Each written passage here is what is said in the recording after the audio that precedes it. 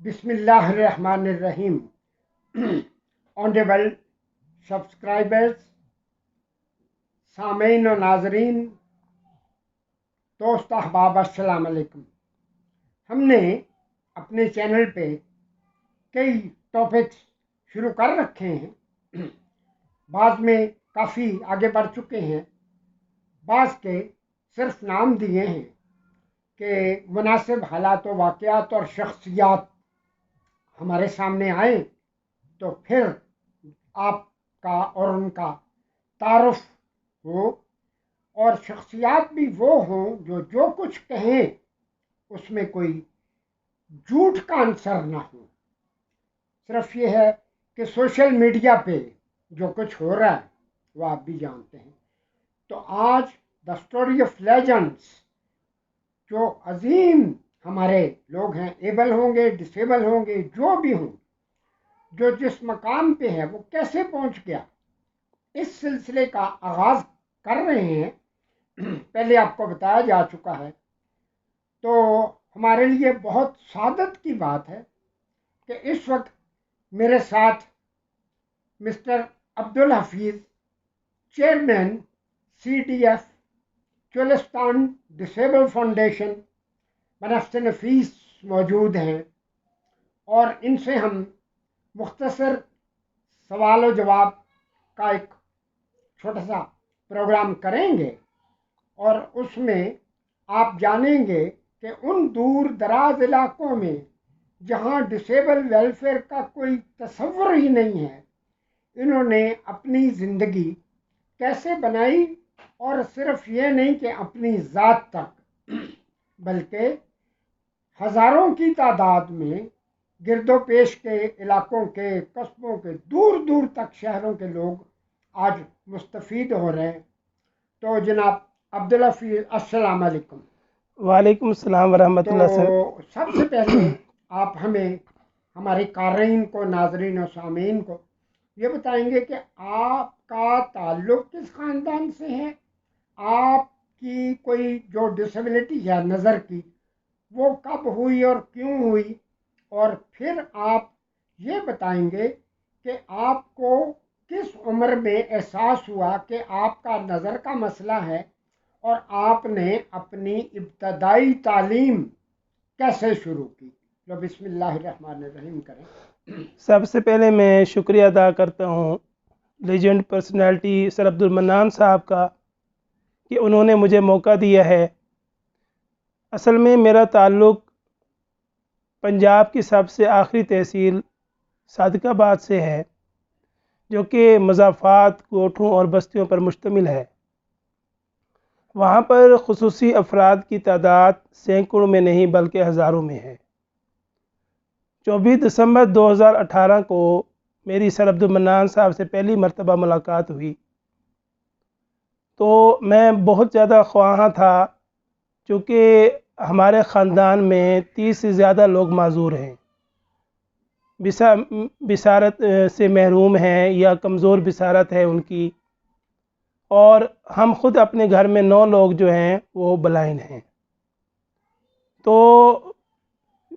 تعلیم جو ہے وہ میری ساری جنرل ایجوکیشن میں ہوئی تھی، اور مجھے پتہ چلا کہ نابینا افراد کے لیے ایک نظام ہے جسے بریل سسٹم کہا جاتا ہے، کہ نابینا افراد جو ہے وہ انگلی کی مدد سے لکھتے اور پڑھتے ہیں. میں اس سلسلے میں اسپیشل ایجوکیشن سینٹر بہاولپور بھی جاتا رہا، special education centre Rahimia Khan بھی جاتا رہا، لیکن مجھے وہاں پر پراپرلی گائیڈ لائن نہ مل سکی.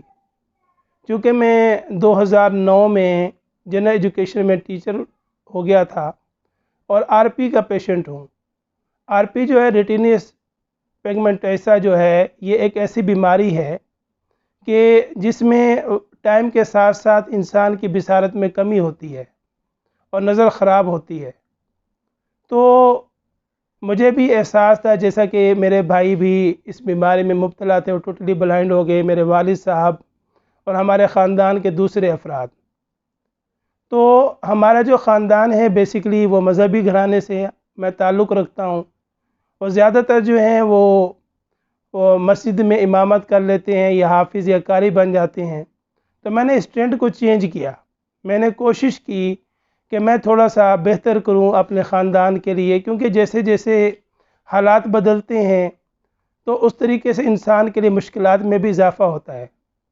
تو میں نے گورنمنٹ اجمہ باغ ہائی اسکول سے الحمدللہ ہائی فرسٹ ڈویژن کے ساتھ 98 میں میٹرک کیا، اور گورنمنٹ کالج آف کامرس تحصیل صادقہ آباد سے میں نے ڈی کام کیا اکاؤنٹ میں، اور اس کے بعد میری بینک جاب ہوئی، لیکن میں اپنی اس بینک جاب کو لو وی این کی وجہ سے کنٹینیو نہ رکھ سکا۔ تو چند ہی ماہ کے بعد میں نے وہ جاب چھوڑ دی۔ اس کے بعد میں نے سلیم اینڈ کمپنی تحصیل صادقہ آباد میں ایز این اکاؤنٹنٹ کام شروع کیا، تو تقریباً 3.5 سال تک میں وہاں پہ ایز این اکاؤنٹنٹ کام کرتا رہا، لیکن میری نظر جو ہے وہ دن بہ دن کمزور ہوتی گئی، چونکہ مجھے پتہ چلا کہ آر پی جو ڈیزیز ہے اس کا دنیا میں کوئی علاج نہیں ہے۔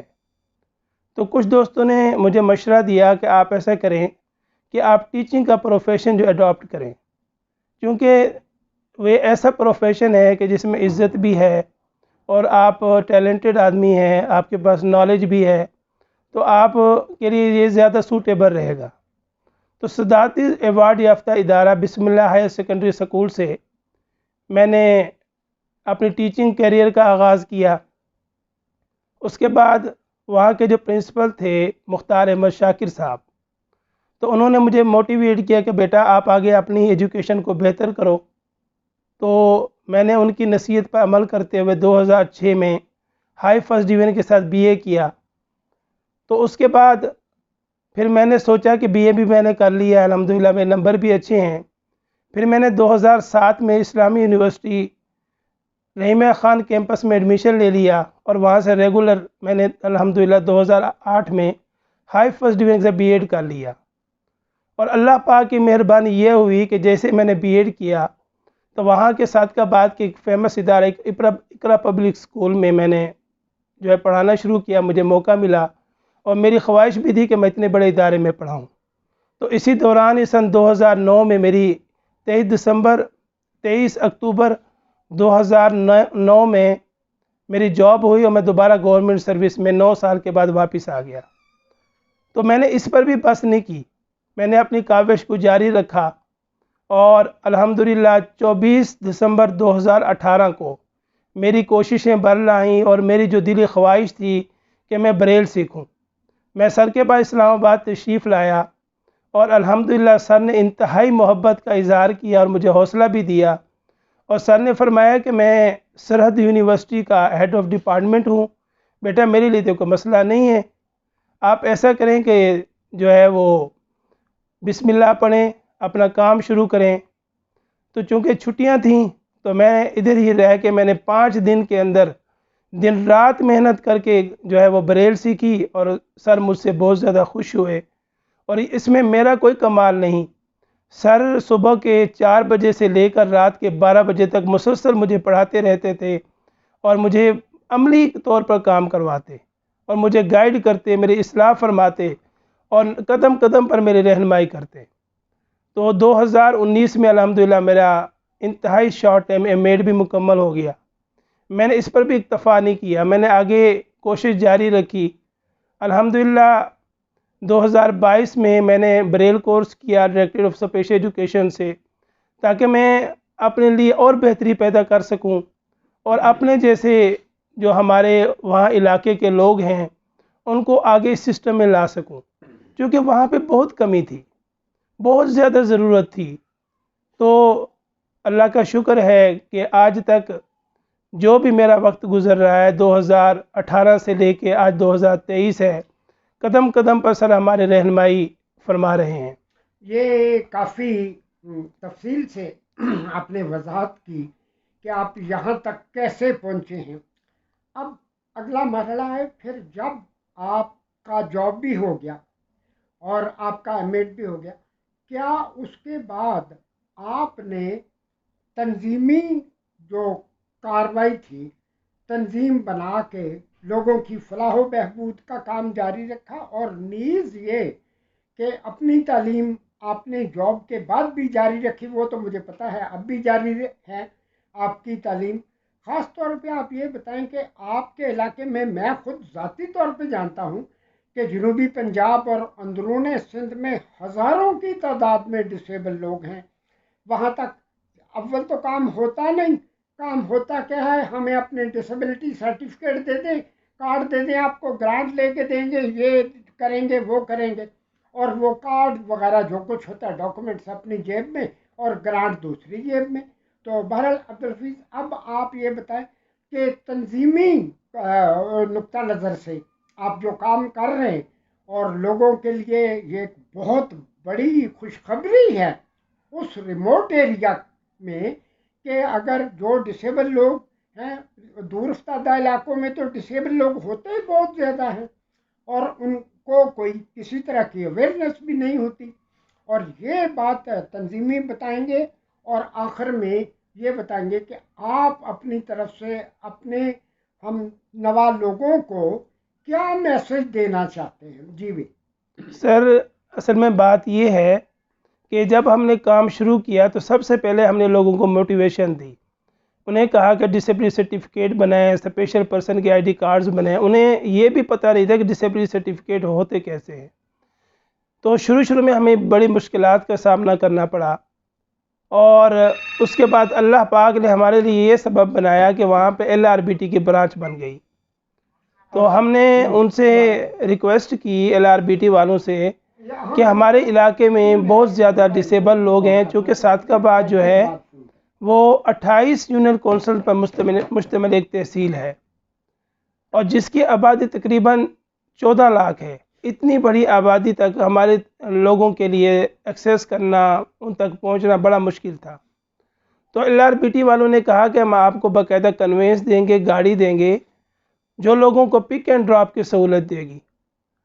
تو یہ اللہ تعالیٰ کی بہت بڑی کرم نوازی تھی. سر بنفس نفیس وہاں پہ تشریف لائے 2020 میں.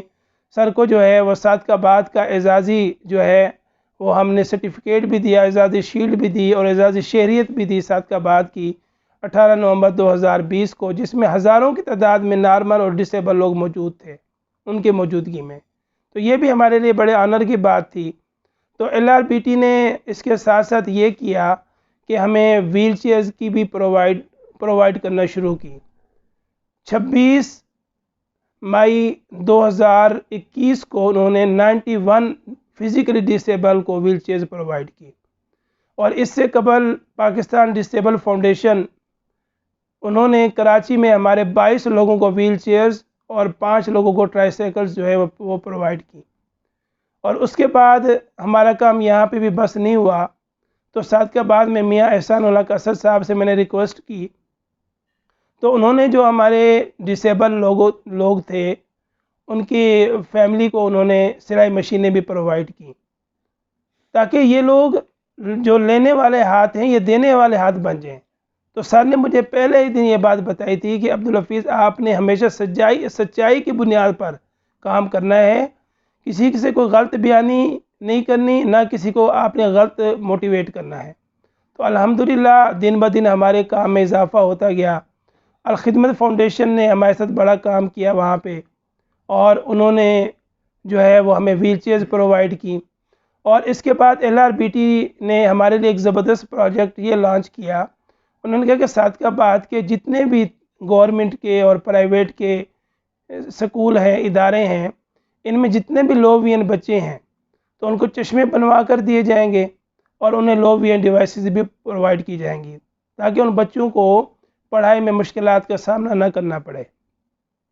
چونکہ میں 2007 سے ٹاؤن شپ لاہور سے LRBT کا ممبر ہوں، اور میری زیادہ تر ایجوکیشن جو ہے وہ لو وی این ایڈز کے ذریعے ہوئی ہے، کہ مجھے کافی پڑھنے میں معاونت ہوتی تھی، میری ہیلپ ہو جاتی تھی.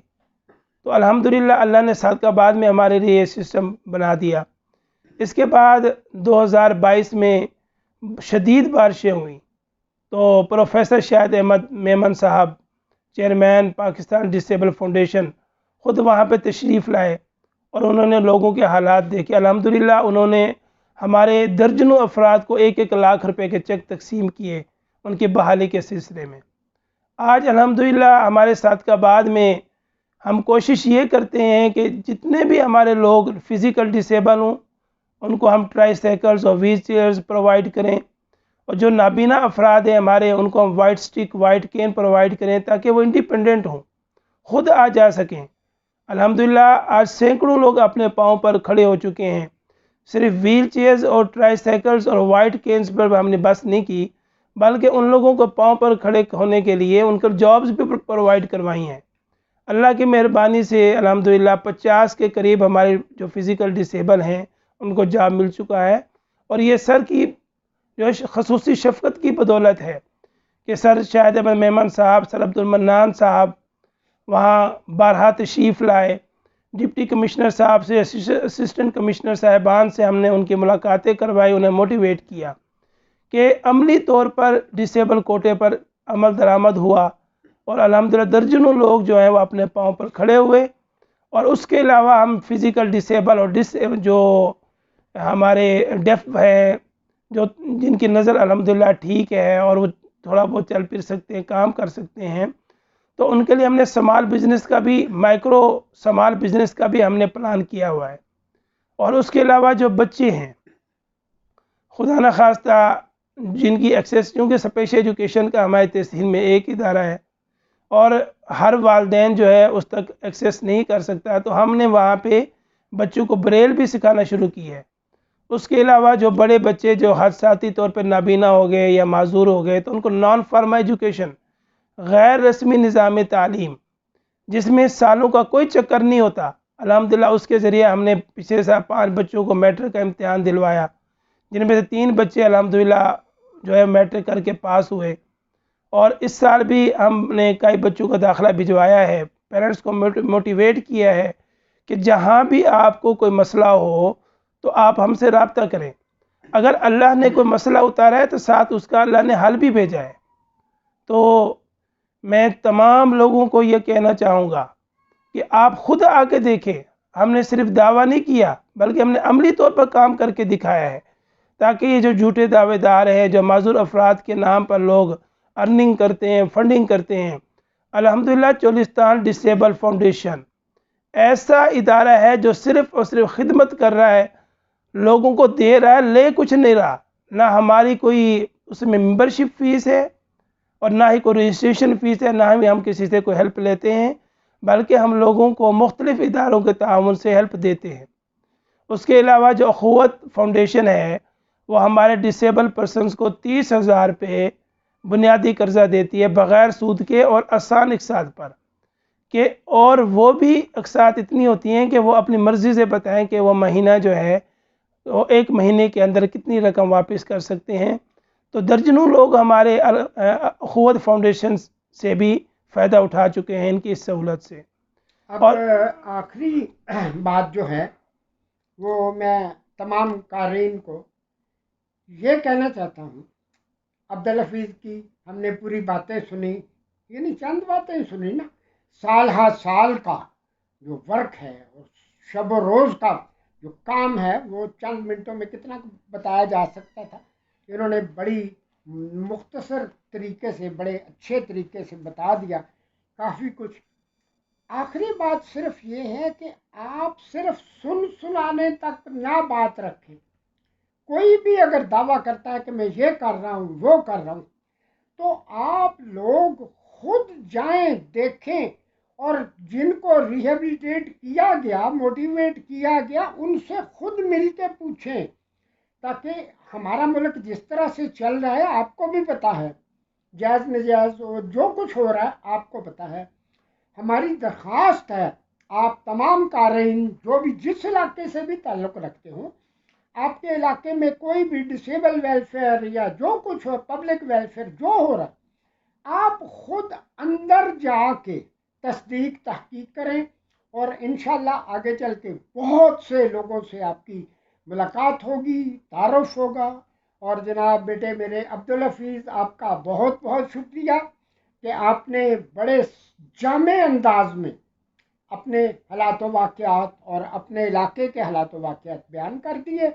انشاءاللہ اگلی ملاقات میں آپ کو دا سٹوری آف لیجنڈ کا پہلا ہمارا آج انٹرویو ہو گیا، انشاءاللہ اور لوگوں سے ملاقات کریں گے۔ والسلام۔ اچھا سر، میں آخر میں اپنے دوستوں کو ایک میسج دینا چاہوں گا کہ یہ اپنی معذوری کو اپنی کمزوری نہیں بلکہ اپنی طاقت بنائیں، اپنی معذوری کے بل بوتے پر جو کچھ بھی کر سکتے ہوں تو وہ کریں، اپنی معذوری کو اپنی طاقت بنائیں، اپنی معذوری کو اپنی کمزوری نہ بنائیں۔